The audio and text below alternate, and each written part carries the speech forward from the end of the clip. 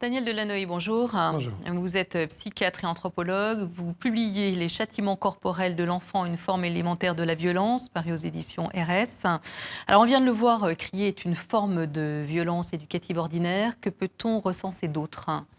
Donc la violence éducative est multiple.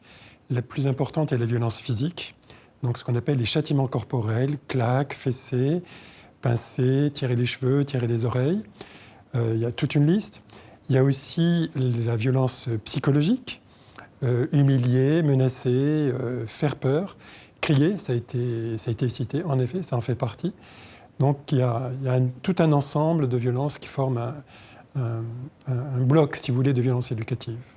Alors là, on est dans les violences éducatives ordinaires qui sont invisibles d'une certaine façon, même si à l'âge adulte, on peut retrouver des formes de pathologies qui seraient liées à ces mauvais traitements. Alors, quelle pathologie peut-on trouver à l'âge adulte? On trouve à l'âge adulte, comme ça a été dit, des troubles de dépression, des troubles anxieux, de la violence conjugale, des difficultés aussi à avoir un emploi de bon niveau, ça a été noté, des troubles de la personnalité. Donc une enquête en population générale a montré qu'à peu près 4 à 5% des troubles psychiatriques de l'adulte qui sont liés à la violence éducative. Alors, on est malgré tout très loin des sévices qui, eux, relèvent du pénal. Oui, alors... On peut faire le distinguo, bien sûr. Oui. Alors, en France, on distingue effectivement les sévices qui sont considérés comme des mauvais traitements et qui sont traités au pénal. Les châtiments corporels sont acceptés socialement, juridiquement, bien que finalement le droit pénal les condamne aussi. Alors pourquoi le fait de frapper son enfant reste encore aujourd'hui, en 2018, une valeur éducative? Eh bien, sur le plan juridique, c'est très intéressant de voir que le Code pénal condamne les violences légères, claques, fessées, etc., si elles sont commises par un adulte sur un enfant en particulier. Mais quand c'est un parent, à ce moment-là, la jurisprudence invoque un droit de correction qui autorise le parent à taper son enfant. C'est-à-dire que si je donne une claque à mon enfant, je bénéficie du droit de correction, mais si je donne une claque sur l'enfant de mon voisin, le même geste sera condamné pénalement. Donc il y a une forme d'impunité au sein de la famille, finalement. On peut dire que le droit est suspendu dans l'espace de la famille. La famille est, de ce point de vue, un espace hors du droit. Alors, donc, la Suède a été pionnière en la matière, puisque dès 1979, elle a interdit la violence ordinaire. Alors, 52 pays l'ont suivi. La France est toujours en reste en la matière. Pour quelles raisons? Alors, il y a eu plusieurs tentatives d'interdire les châtiments corporels dans les années 2010. Plusieurs amendements ont été proposés, ont été repoussés, probablement par peur de relancer un mouvement social de la droite religieuse après la Manif pour tous. Je crois que le gouvernement de l'époque a eu vraiment peur que si on interdisait la fessée, on relance une contestation comme celle qui avait eu pour objet le mariage homosexuel. Mais la France paraît presque rétrograde en la matière, étant donné que 22 pays sur les 28 pays européens l'ont adopté. On peut penser qu'il y a une empreinte religieuse considérable dans la culture française, même si les églises sont désertées. L'empreinte des valeurs catholiques est très importante, puisque saint Augustin, l'inventeur du péché originel, justifiait à sa manière déjà la violence éducative. Il faut taper l'enfant pour le purifier de son péché originel. C'est ce que vous dites dans votre livre. Finalement, les 3 grandes religions monothéistes encouragent la violence éducative.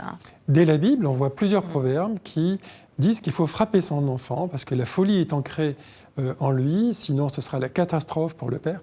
Sans que l'enfant ait fait une faute particulière, il faut le taper.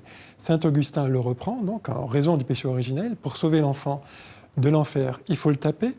Calvin le reprend en disant que non seulement il faut taper l'enfant parce qu'il ira en enfer, mais le père ira en enfer s'il ne le tape pas. Dans l'islam, l'enfant n'est pas corrompu par le péché originel, mais s'il fait une faute, s'il récite une sourate du Coran avec une faute, il faut le purifier avec des châtiments corporels dans l'école coranique, par exemple. Et encore aujourd'hui. Donc finalement, ça fait seulement 30 ans qu'on observe une évolution dans le domaine des châtiments corporels et de la violence ordinaire sur les enfants.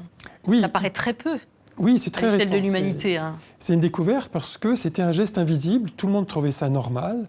Y compris les professionnels de la petite enfance. Oui, il y a très peu de temps. Et même en France, c'est très récent, depuis quelques années, qu'on s'intéresse à cette question. Quand j'ai commencé à y travailler, personne ne s'y intéressait parmi les professionnels de l'enfant.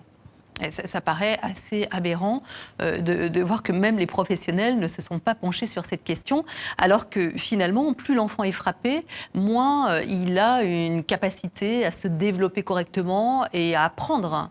Oui, je crois qu'il faut aussi souligner les effets négatifs sur l'enfant de le taper.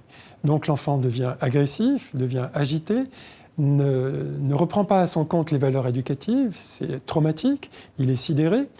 Et il peut avoir un décrochage scolaire. Je vois des enfants qui sont confiés tous les jours chez le directeur de l'école parce qu'ils sont agités, etc. Et quand je vois les parents, je leur demande comment il est puni. C'est oui, une bonne claque, comme ça il va comprendre. Les parents pensent bien faire, mais ils ne savent pas que ça aggrave les choses. Et on a montré, en Suède notamment, que quand on arrête de taper l'enfant, ça va beaucoup mieux. C'est ce que je conseille aux parents et bien souvent, ça suffit. Ça va beaucoup mieux en termes familial, ça va beaucoup mieux, enfin l'enfant va beaucoup mieux, mais également au niveau de la société. Oui, on a montré en Suède qu'il y a moins de délinquance, moins de viols et de violences, moins de gens qui sont emprisonnés, moins d'enfants placés, moins de mauvais traitements graves également. Donc les effets sont individuels et sociaux. On peut penser que le niveau de violence générale de la société diminue quand on interdit les châtiments corporels. Merci beaucoup Daniel Delanoë pour cet éclairage. Donc, je rappelle le titre de votre livre, Les châtiments corporels de l'enfant, une forme élémentaire de la violence aux éditions RS. Et comme on peut effectivement en faire autrement, on vient d'en parler, vous pouvez télécharger gratuitement sur Internet le kit Sans fessée, comment faire. Beaucoup d'infos aussi sur le site de la Maison de l'Enfant. Et je vous recommande très vivement 2 très bons films sur ce thème de la violence éducative, Même qu'on est imbattable de Marion Querc et L'Arbre de l'enfance d'Anne Barth. Un dernier livre, Une nouvelle autorité sans punition ni fessée de Catherine Dumonteil-Crémer, paru chez Nathan. Merci encore. Merci.